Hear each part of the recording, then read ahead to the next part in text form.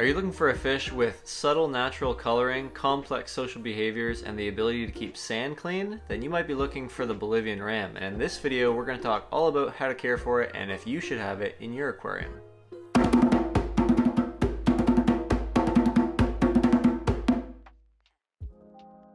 Hey guys, welcome back to Matt Keeps Fish, and today, yes, we're going to talk about Bolivian rams. I've had Bolivian rams in 2 different aquariums, including the one behind me, over the last 3 years, and I'm going to teach you everything I know about them. The maximum size of Bolivian rams is apparently 4 inches long. I've never had them get that big for a few different reasons that we'll talk about later in the video, but apparently the males can get 4 inches, which is kind of on the larger side for a dwarf cichlid.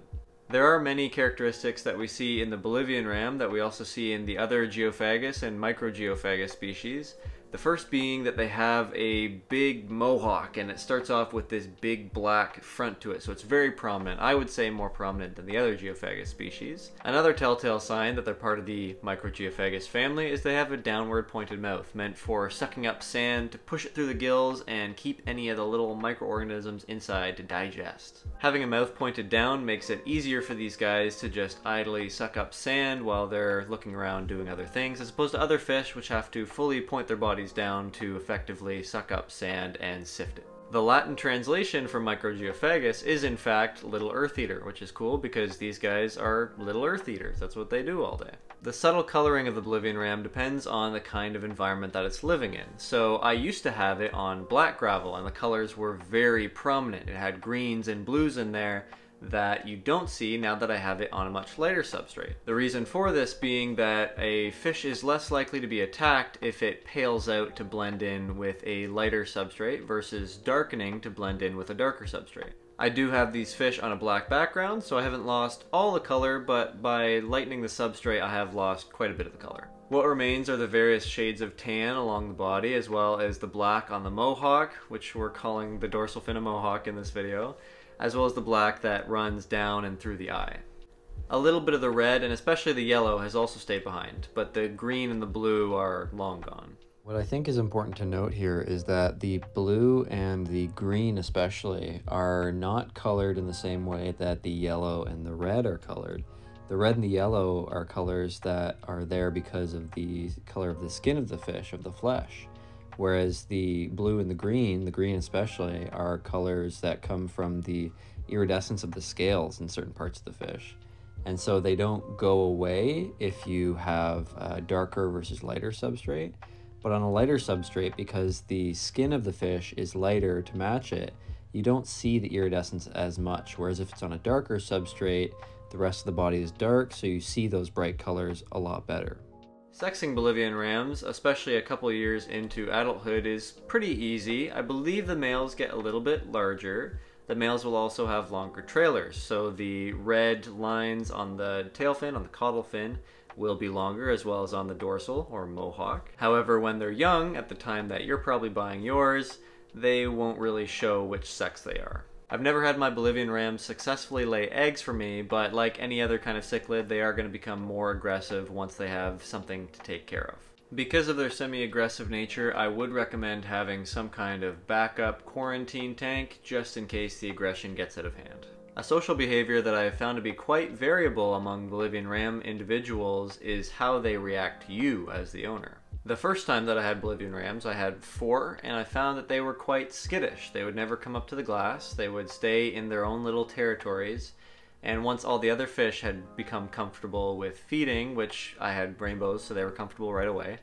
after that they would all come out and eat as well, but not before. My experience now with Bolivian rams, for whatever reason, we'll dig into it later, is that they come up to the glass just like the rainbows do, right away, even when I'm not feeding them. They are extremely friendly and personable, not shy at all. So I've had very polar opposite experiences.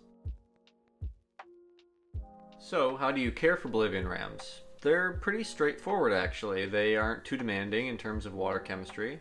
I've had them in well water, very hard, very high pH, almost I think even above 8.0 pH, and they did quite well.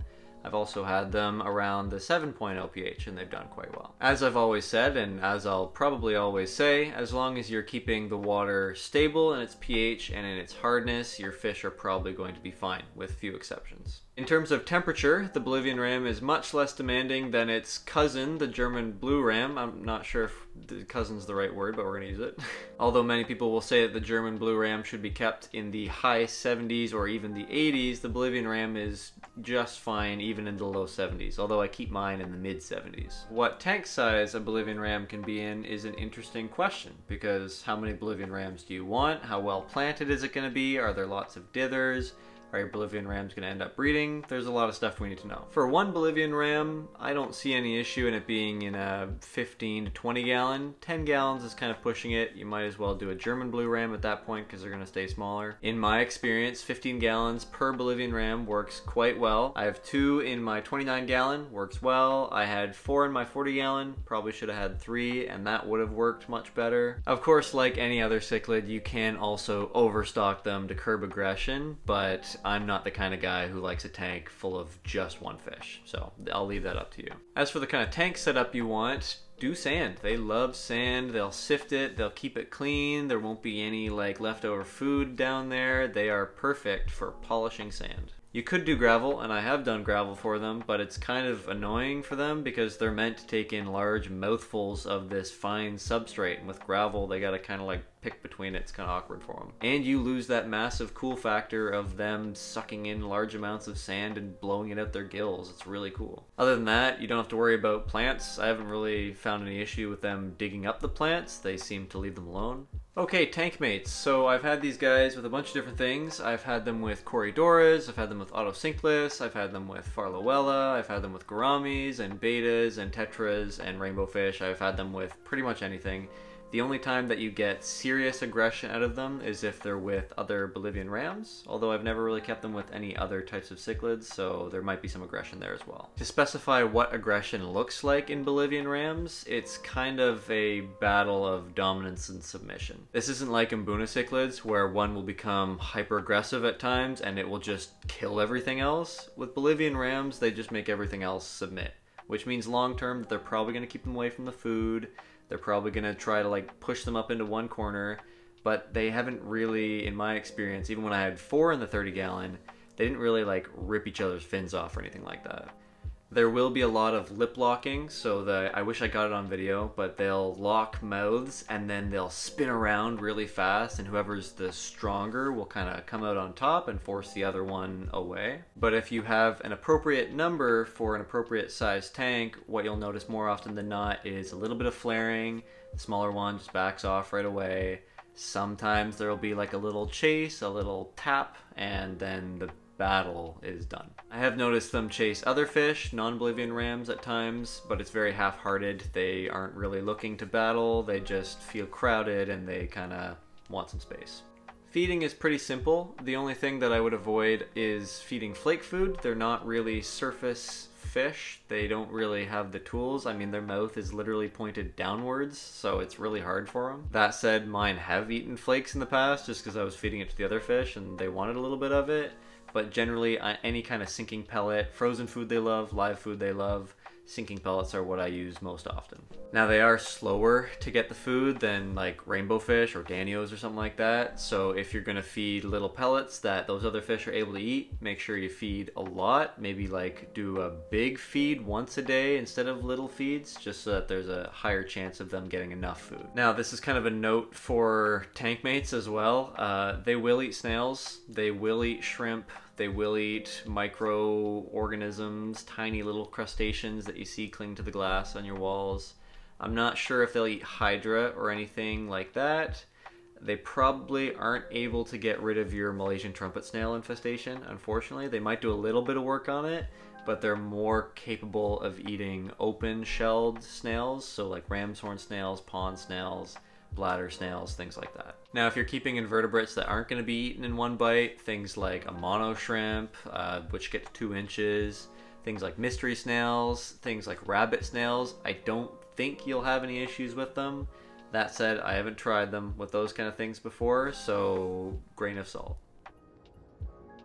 Okay, so should you get Bolivian rams? Probably. If you have a community tank and you're looking for a very subtle centerpiece fish, which sometimes has a lot of personality, then yeah, go for it. They look super cool. They're very unique with their big mohawk. They have a sand sifting ability, so if you have sand that you want them to keep clean, awesome. You do want to be mindful of how active the other aquarium inhabitants are, because if they're very, very quick, they're going to steal all the food and you'll have to overfeed, like I do, which still works, but it's just something to keep in mind. The only two other reasons that I could think of that you wouldn't want to keep these guys is if you have some small invertebrates. So you have a cherry shrimp tank, you don't want those guys in there. They're probably going to eat your cherry shrimp. If you have success with it, leave it in the comments and let us know how you do it. But the other reason that you don't want Bolivian rams is because they eat invertebrates, and invertebrates includes parasitic tapeworms and nematodes.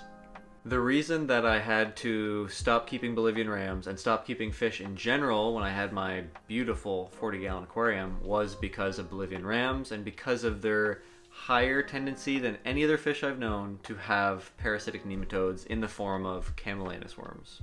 I have said it for every fish, but I will say it especially for this fish. If you're gonna get some, quarantine them. And with these guys, quarantine for at least a month. I still recommend that for every fish, but with these guys, it's absolutely necessary.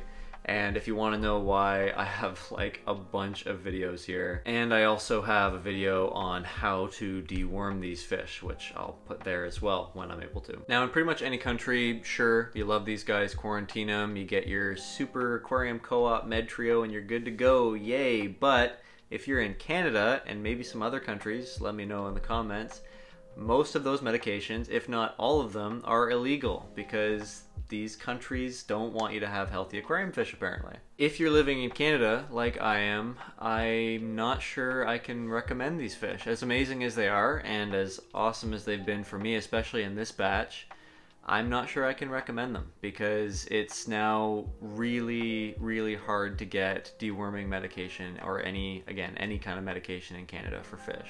The only reason that I'm keeping Bolivian rams now, despite what happened in the past where I lost everything because of these guys, is because I got them from a very trusted store. So if you guys are in Ottawa, you probably know about Critter Jungle. I love this place. They quarantine their fish. They do everything right. But even still, I decided to quarantine them, and it's a good thing I did because all the Bolivian rams they have right now have camellianus worms. And that is why one guy is in there and one guy is in there. So I treated these guys for a month, like I said you're supposed to do, and I'm still not entirely sure that they don't have parasites inside of them. But even though I got them from a super trusted store, they still had parasites. And even though I know the signs to look for camellianus worms and I'm really connected with the store, I don't have the means to treat these guys. And it's not because it's expensive, which it is kind of expensive, it's because it is literally prohibited. Even the last round of medication that I had to get for these guys when I first got them, and thank goodness I did get it, I can't get it anymore. So even though I have one guy in quarantine and he may or may not have camellianus worms even after a month of treatment,